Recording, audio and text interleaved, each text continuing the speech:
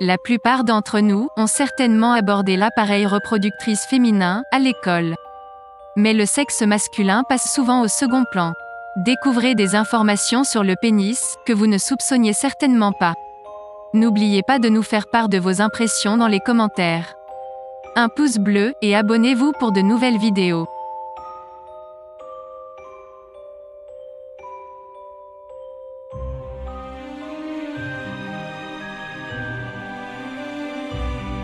Les adultes ont souvent du mal à désigner correctement les parties génitales.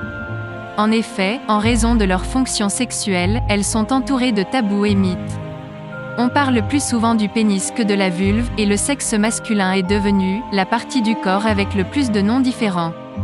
Queue, zizi, phallus, quéquette, bite, zob, et beaucoup d'autres appellations, tout aussi tordues.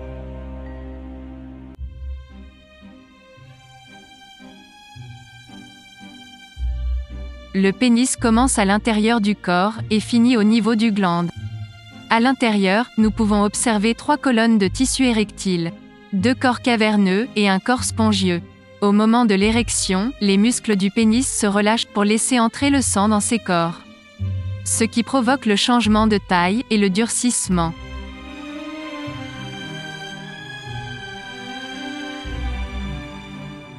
Le processus d'érection du pénis par augmentation de flux sanguin peut être altéré pour de nombreuses raisons.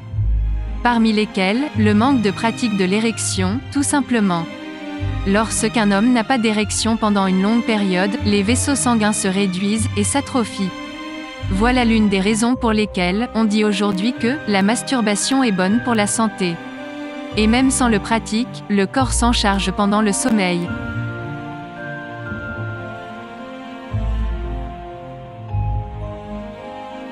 La majorité des mammifères présentent de petites épines de kératine sur le pénis, et jusqu'à il y a 700 000 ans. L'homme aussi. Les épines avaient pour fonction de retirer le sperme des concurrents, et d'irriter le vagin de la femme, pour qu'elle ne puisse pas avoir d'autres relations sexuelles. De nos jours, les femmes ne se contentent pas d'avoir des relations sexuelles pendant leur période de fertilité, d'autant plus que la monogamie est plus répandue. Les épines n'ont donc plus raison d'être.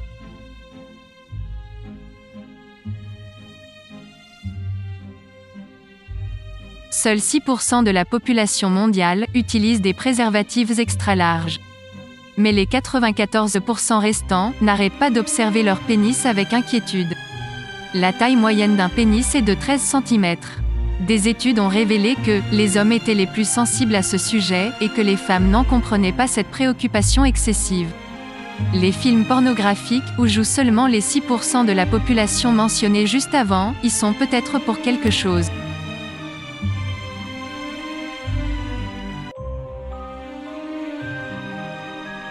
La longueur du pénis n'a absolument aucun effet sur le plaisir féminin. La profondeur moyenne d'un vagin au repos est de 8 cm. Et elle peut aller jusqu'à 14 cm avec l'excitation. Un pénis de plus de 14 cm peut alors, lors d'une pénétration profonde, se heurter au col de l'utérus, qui est plutôt considéré comme une zone sensible et douloureuse.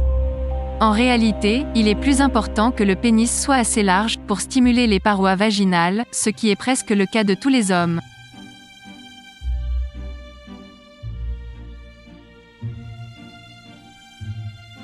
En fonction du changement de taille pendant l'érection, on distingue 2 types de pénis. Le pénis de sang, qui présente davantage de cavités pour accueillir le flux sanguin. Tandis que le pénis de chair en a moins. La taille du premier changera beaucoup avec l'érection, alors que celle du second changera petit à petit.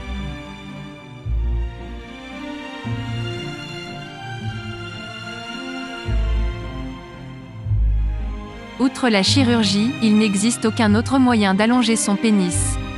En revanche, certaines habitudes peuvent réduire sa taille. Et la cigarette en est l'une des pires. En effet, le tabac calcifie les vaisseaux sanguins, empêchant la circulation sanguine vers le pénis. Ce qui se traduit par une perte d'1 centimètre de longueur lors d'une érection.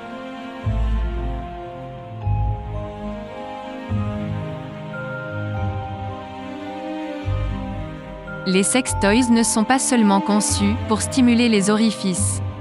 Ils peuvent aussi être utilisés pour le pénis. De l'anneau vibrant, aux accessoires, visant à allonger la durée de l'érection. Vous pouvez aussi essayer les masturbateurs masculins, qui provoquent des sensations et fournissent une pression plus importante lors de la masturbation.